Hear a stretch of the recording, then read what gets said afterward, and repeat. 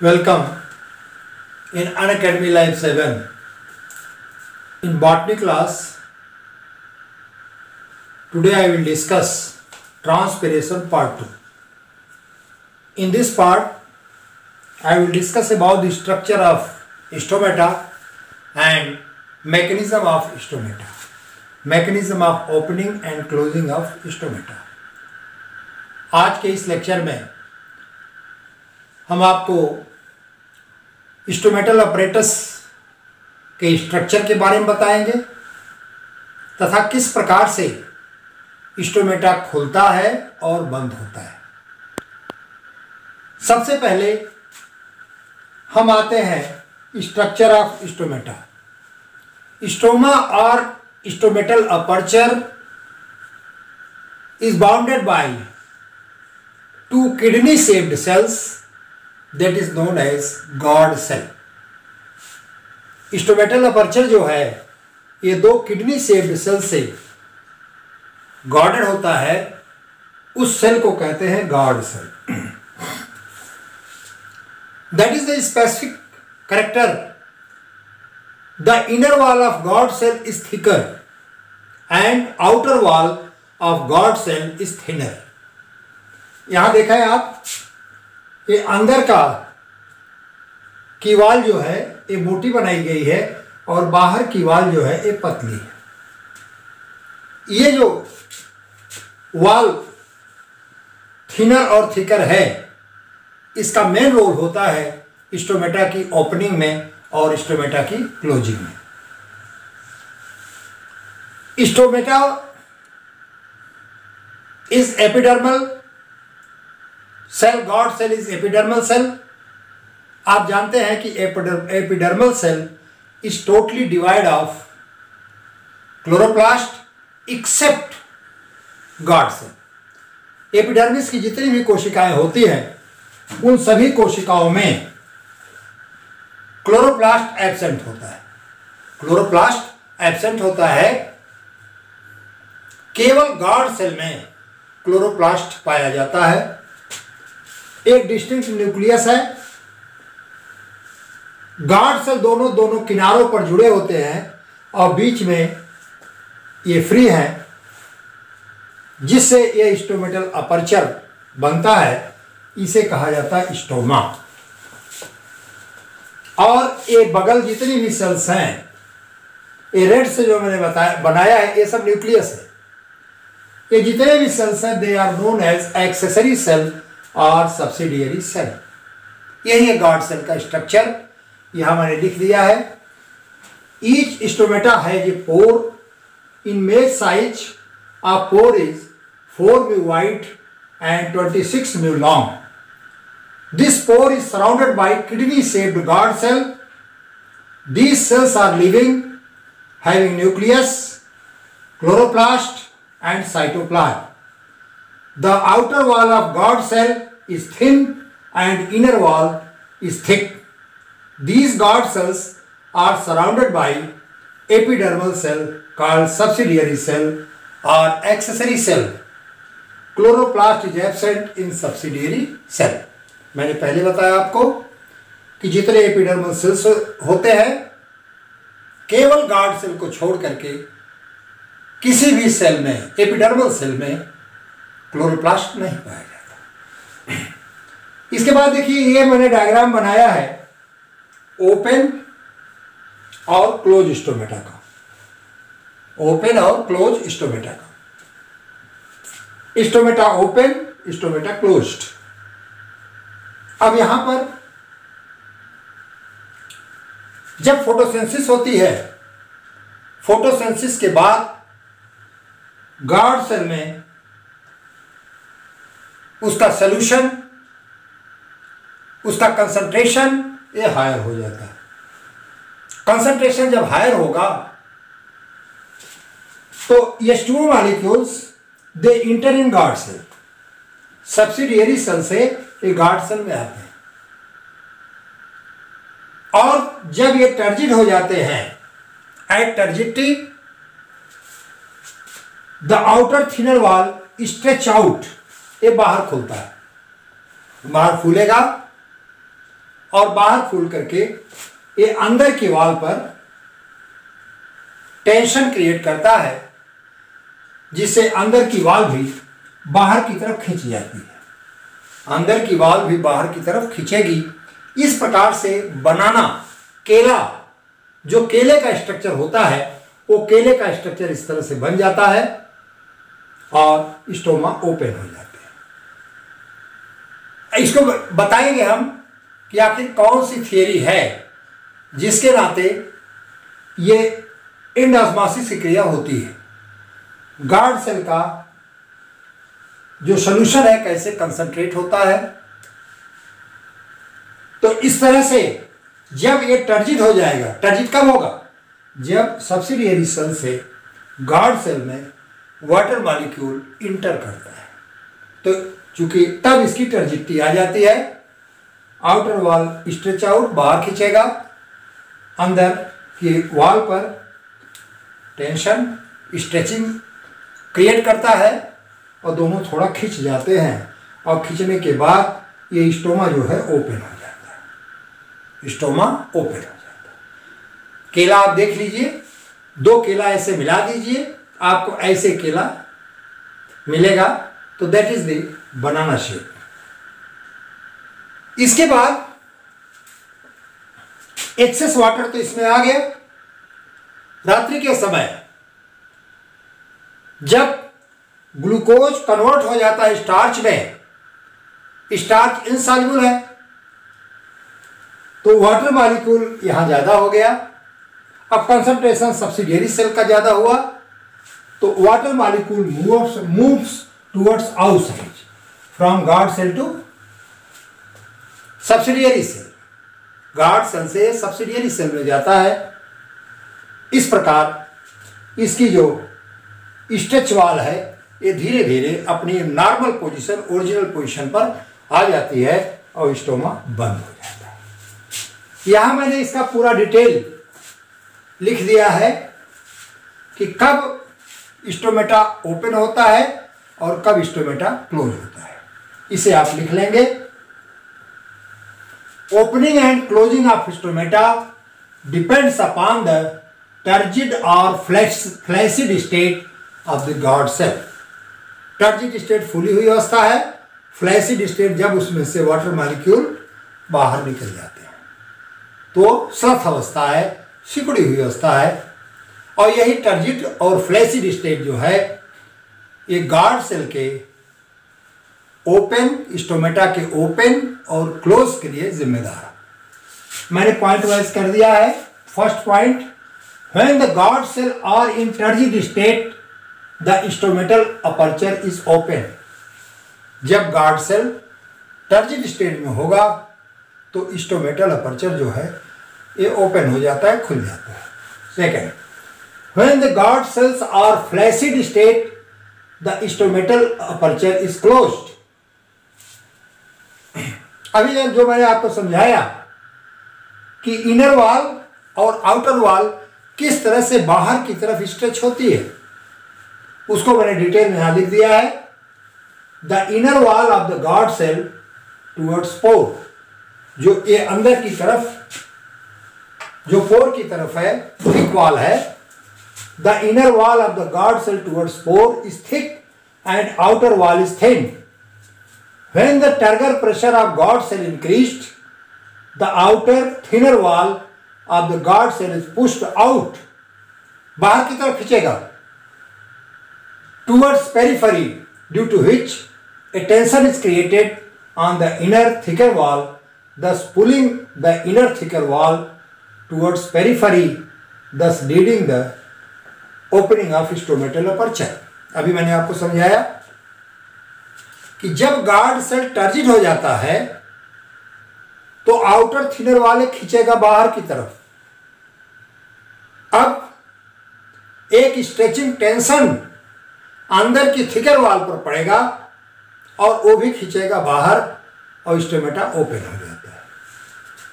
Second point मैंने लिखा है यहां, on the other hand when the guard cells are flaccid, पानी बाहर निकल गया, state the outer thinner wall of guard cell returns in original position, moves towards the pore, due to which tension on the inner wall released, which also results to its original position and stomatal aperture get closed.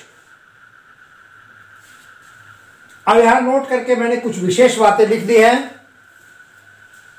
ए है, first है, if the subsidiary cells are turgid, no opening of stomata. अगर turgid है, subsidiary cell ही turgid है, तो stomata will not open. If the second point, if the subsidiary cells are flaccid, opening of stomata. Third point, normally water enters to guard cell from subsidiary cell causes the turgidity, results opening of stomata. Last है, water moves from guard cell to subsidiary cell, guard cell becomes flaccid and closing of stomata. तो अगर subsidiary cell turgid हो गया तो guard cell close हो जाएगा। अगर guard cell turgid हुआ तो स्टोमेटा ओपन हो जाएगा। अब हम चल रहे हैं वो थियरी को बताने कि किस थियरी के आधार पर वाटर जो है ये इंटर करता है। Now I will discuss how change the turgor pressure of guard cell. Guard cell का टर्गर प्रेशर किस प्रकार से चेंज होता है, इसके लिए कई थियरीज दी है। पहली थियरी यह है आपका inter conversion of starch into glucose. Inter conversion of starch into glucose. अब इस थियरी में यह बताया गया कि अगर पीएच हाई होता है, हाइड्रोजन आयन कंसंट्रेशन अगर हाई होता है, तो स्टार्च की हाइड्रोलिसिस होती है ग्लूकोज फॉस्फेट में। कैसे? जब पीएच हाई अबाउट 7 हो जाता है तो starch is hydrolyzed into glucose 1 phosphate, और जब पीएच लो हो जाता है about 5, then glucose 1 phosphate returns to starch and phosphate. तो यह हुआ inter conversion theory of starch and glucose. इसको लॉयड ने 1900 में इसे प्रोपाउंड किया। इन्होंने बताया this theory the amount of starch is high during night and low in day. यही कारण है कि रात में ग्लूकोज का स्टार्च में कन्वर्जन हो जाता है। According to Sayre 1926, a change of pH affects the opening and closing of stomata. If the pH is high, stomatal aperture opens. यहां पर आपने हाई पीएच किया, ग्लूकोज बना, और ग्लूकोज बना तो एंड ऑस्मोसिस स्टार्ट हुई, और एंड ऑस्मोसिस स्टार्ट हुई, water comes from subsidiary cell to guard cell. If pH is low, the stomatal aperture closes. In light, pH of guard cell is high and decreases in dark. तो ये theory ये कहती है कि दिन के समय जब पीएच हाई होता है तो स्टार्च की हाइड्रोलिसिस हो जाती है ग्लूकोज में, टर्जिडिटी बढ़ जाती है due to endosmosis from subsidiary cell to guard cell. लेकिन रात में in night decreases pH 5, then glucose is again converted into starch and releases phosphate. अब इसको मैंने समराइज कर दिया कि लाइट में फोटोसिंथेसिस, और जब फोटोसिंथेसिस होगी तो first decreases carbon dioxide in leaf cell, second increase the pH of guard cell, third hydrolysis of starch into sugar by enzyme, fourth increase the osmotic pressure in God cell, and fifth endosmosis of water in God cell increases the turgor pressure of God cell, aperture is opens. इतने events होते हैं pH पर, लेकिन बहुत से workers इस बात पर ये निर्भर नहीं करते, इस बात को मानते नहीं। स्टीवर्ट ने एक डिफरेंट ओपिनियन अपनी दिया। इन्होंने कहा कि इन्होंने पीएच को ही लिया, कि पीएच 7 और पीएच 5 को ही लिया, लेकिन ये थोड़ा सा इनकी ओपिनियन डिफरेंट है। ये कहते हैं कि जो एनर्जी इस इंटर कन्वर्जन में लग रही है वो energy is gained by ATP and respiration also takes place. यहां पर रेस्पिरेशन होता है, स्टार्च पीएच 7 पर ग्लूकोज फास्फेट, इसके बाद यहां से देखिए glucose phosphate, respiration, hexokinase enzyme, ATP, glucose 1 phosphate, यहां पे ग्लूकोज 6 फास्फेट, फास्फोग्लूकोम्यूटेज। इन्होंने अपना एक ओपिनियन उसी थियरी को लेकर के दिया कि इस इंटर कन्वर्जन में जो एनर्जी ली जाती है, जिस एनर्जी की रिक्वायरमेंट होती है, उस एनर्जी को प्रोवाइड करता है एडेनोसिन ट्राइफॉस्फेट, और एडेनोसिन ट्राइफॉस्फेट का हमेशा सिंथेसिस रेस्पिरेशन के थ्रू होगा। तो रेस्पिरेशन और एडेनोसिन ट्राइफॉस्फेट दोनों को स्टीवर्ट ने लिया, but some scientists are against this starch glucose inter conversion theory. उन्होंने एक पॉइंट दिया, however many workers do not agree with starch conversion theory.